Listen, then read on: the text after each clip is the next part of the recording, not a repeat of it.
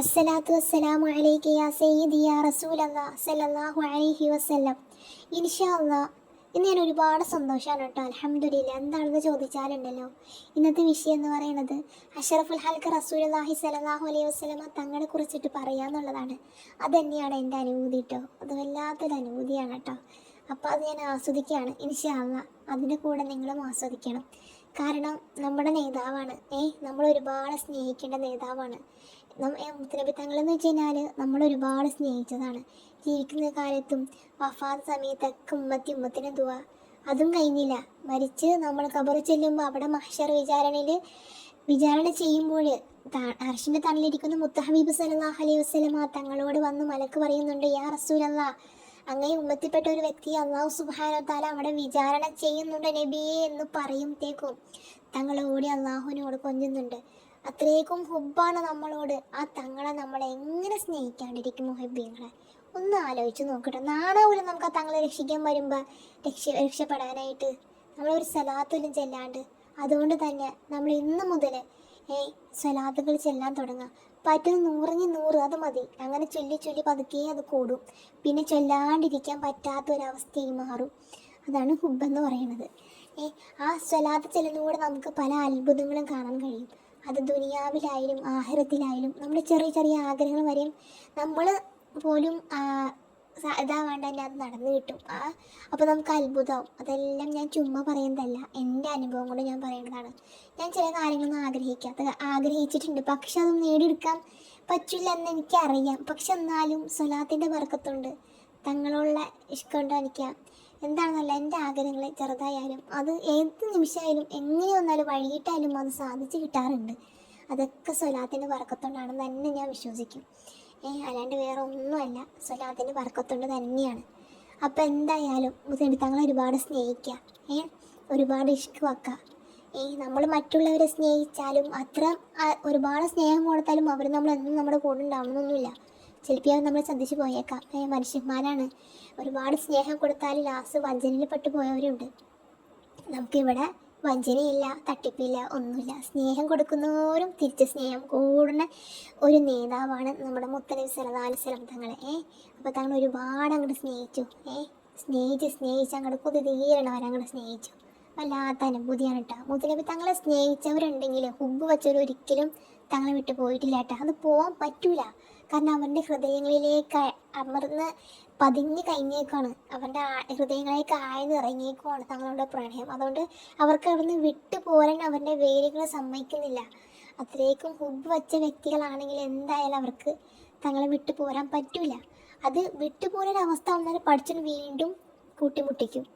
അത്രയ്ക്കും ഹുബ്ബുള്ളൊരു വ്യക്തിയാണെങ്കിൽ, ഹുബ്ബ് വക്കെയൊക്കെ ചെയ്യുന്ന ഒരാളാണെങ്കിൽ. നമ്മളിവിടെ പറഞ്ഞു വന്നതെന്ന് വെച്ച് കഴിഞ്ഞാൽ മുത്ത് ഹബീബ് സല്ലല്ലാഹു അലൈഹി വസല്ലം തങ്ങളെ സ്വപ്നത്തിൽ കാണാൻ വേണ്ടിയിട്ട് 4 കാര്യങ്ങളുണ്ട്. എന്തൊക്കെ ചെയ്തെങ്കിലാണ് തങ്ങളെ സ്വപ്നത്തിൽ കാണാൻ പറ്റുക എന്നുള്ളത്. ആ ഒരു വിഷയമാണ് ഇന്ന് ഞാൻ പറയാനായിട്ട് ഉദ്ദേശിക്കുന്നത്. നമുക്ക് എന്തായാലും ആ വിഷയത്തിലേക്ക് കിടക്കാം. അതിൽ ഒന്നാമത്തെന്ന് ചോദിച്ചാൽ ധാരാളം സ്വലാത്ത് ചെല്ലുക എന്നതാണ്. നമ്മൾ വാഹനത്തിലിരിക്കുമ്പോഴായാലും മറ്റു ജോലിയിലായാലും ഒക്കെ മുഴുവൻ സമയത്തും എൻ്റെ മുത്ത് ഹബീബ് തങ്ങൾക്ക് ഞാൻ സ്വലാത്ത് ചെല്ലില്ലല്ലോ വിചാരിച്ചിട്ട് സ്വലാത്ത് ചെല്ല. നാളെ എനിക്ക് ആഖിറത്തിലേക്ക്, എനിക്ക് ദുനിയാവിലേക്ക്, എൻ്റെ കൂടെ എനിക്ക് അമലായിട്ട് കൊണ്ടുപോകാൻ പറ്റിയ ഒന്ന് സ്വലാത്തുള്ളൂ. അതുമാത്രമാണ് സ്വീകരിക്കപ്പെടുന്ന ഒരു അമലായിട്ടുള്ളൂ. ബാക്കിയെല്ലാം സ്വീകരിക്കില്ല. എന്താ നിസ്കാരം ഒന്നും നമുക്ക് പറയാൻ പറ്റില്ല. അപ്പം നമ്മളതൊക്കെ മനസ്സിലാക്കിയിട്ട് സ്വലാത്ത് അങ്ങോട്ട് മുറുകെ പിടിക്കുക. പിന്നെ മുത്തനബി തങ്ങളെ കാണണം, ഹുബ്ബ് വെക്കണ ആഗ്രഹം എന്ന് കൊതിയുള്ള ആളുകളുണ്ടെങ്കിൽ അവരൊക്കെ എന്താണ് ഇത്ര സ്വലാത്ത് നിയത്താക്കിയിട്ട് ചൊല്ലാം. 1 ലക്ഷവും 50 ലക്ഷമൊക്കെ നിയത്താക്കിയിട്ട് ആഗ്രഹം മനസ്സിൽ ഇങ്ങനെ കൊതിയൂരി ചെല്ലാം. അങ്ങനെ ഒരു നാൾ തങ്ങൾ നമ്മുടെ കിനാവിൽ വരും ഇൻഷാ അല്ലാഹ്. പക്ഷെ സ്വലാത്ത് മാത്രമായിട്ട് മോശപ്രവൃത്തികൾ ചെയ്താൽ തങ്ങൾ വരില്ല. അതിന് പിന്നിൽ കുറച്ച് കാര്യങ്ങളുണ്ട്. അതാണ് ഞാനിപ്പോൾ പറയണത്. രണ്ടാമത്തെ കാര്യം എന്ന് പറയുന്നത്, ഒന്നാമത്തെ സ്വലാത്ത് ചെല്ലലാണ് കേട്ടോ. രണ്ടാമത്തെ കാര്യം എന്ന് പറയുന്നത് തിരുചര്യകൾ ആദരിക്കുക, സുന്നത്തുകൾ ചെയ്യുക എന്നത് മാത്രമല്ല, അത് വളരെ നല്ല തന്നെയാണ്. പക്ഷേ അതിനൊപ്പം തന്നെ തങ്ങളെ ചര്യകളായ സുന്നത്തുകളുണ്ടല്ലോ. വലത് കാല് വെച്ച് കയറുക, വലത് കൈ കൊണ്ട് ഭക്ഷണം കഴിക്കുക, വീട്ടിലേക്ക് കയറുമ്പോൾ വലത് കാൽ മുന്തിക്കുക, ടോയ്ലറ്റിൽ പോകുമ്പോഴും ടോയ്ലറ്റിൽ ഇറങ്ങുമ്പോഴും കയറുമ്പോൾ ചൊല്ലണത്, ഭക്ഷണം കഴിക്കുമ്പോഴും ശേഷം ചൊല്ലേണ്ടത്, അങ്ങനെ തുടങ്ങിയിട്ട് ഒരുപാട് സുന്നത്തുകളുണ്ട്. നഖം വെട്ടുമ്പോഴായാലും കാലത്തിൽ കയ്യിലത്തായാലും അങ്ങനെ ഒരുപാട് സുന്നത്തിൽ അതൊക്കെ നമ്മൾ പിൻപറ്റുക. അപ്പോഴെല്ലാം മനസ്സിൽ കരുതുക എൻ്റെ മുത്ത ഹബീബ് തങ്ങളെ ഞാൻ ഇഷ്ക് വെക്കണം, തങ്ങളുടെ ചര്യകൾ ഞാൻ പിൻപറ്റി ജീവിക്കണം, എനിക്ക് അങ്ങനെ തങ്ങളെ കിനാവിൽ കാണണം എന്നുള്ളൊരു ഹുബ് ഉണ്ടാവണം. ഓക്കെ. അതേപോലെ തന്നെ അടുത്തത് എന്താണെന്ന് വെച്ച് കഴിഞ്ഞാൽ മൂന്നാമത്തെന്ന് പറയുന്നത് ഉമ്മത്തിന് സേവനം ചെയ്യുക എന്നതാണ്. ഭൂമിയിലുള്ള എല്ലാവർക്കും സേവനം ചെയ്യുക. അത് തൻ്റെ സമുദായത്തിലുള്ളവർക്ക് മാത്രമല്ല, എല്ലാ മനുഷ്യർക്കും ഒരേപോലെ സഹായിക്കണം. എന്ന് വെച്ചാൽ എന്നും സഹായം ചെയ്യുന്നില്ല, നമ്മളുടെ കഴിയണ പാവപ്പെട്ടവർക്കോ എന്തിലേക്ക് അധികം ചെയ്യോ, അങ്ങനെയൊക്കെ നല്ല നല്ല കാര്യങ്ങളുണ്ട്. തങ്ങൾ ചെയ്യുന്ന കാര്യങ്ങളൊക്കെ അറിയാലോ, നമ്മൾ പഠിച്ചിട്ടുണ്ട്. അപ്പം അങ്ങനെ പോലെ എന്തിലേക്ക് നല്ല നല്ല കാര്യങ്ങളൊക്കെ ചെയ്യുക. മോശമായ പ്രവൃത്തിയിലേക്കൊന്നും പോകുമ്പോൾ എൻ്റെ തങ്ങളിത് കാണുന്നുണ്ടല്ലോ, ഞാൻ ചെയ്യാൻ പാടില്ല എന്നുള്ളൊരു ചിന്തയൊക്കെ മനസ്സിൽ വരണം. നമ്മളെ ഇങ്ങനെ നല്ല പ്രവൃത്തിയിലേക്ക് പോകുമ്പോഴേ ഈ ശൈത്താൻ നമ്മൾ ഇടങ്ങേറാക്കും. അപ്പം നമ്മൾ അവനക്ക് വിട്ടു കൊടുക്കരുത്. എന്നാലും നമ്മൾ പിടിച്ചു നിൽക്കണം. എൻ്റെ ഹബീബ് തങ്ങളാണ്, എൻ്റെ തങ്ങളെ ഞാൻ സ്നേഹിക്കും, ആരൊക്കെ എന്തൊക്കെ പറഞ്ഞാലും എൻ്റെ മുത്ത ഹബീബ് തങ്ങളെ ഞാൻ സ്നേഹിക്കും എന്നുള്ളൊരു മനസ്സിൽ ഒരു കഠിനമായൊരു ഇത് വേണം കേട്ടോ. അങ്ങനെയാണ് നമുക്ക് കാണാൻ പറ്റണം. അപ്പം അതിന് വേണ്ടിയിട്ടാണ് പറയണത്.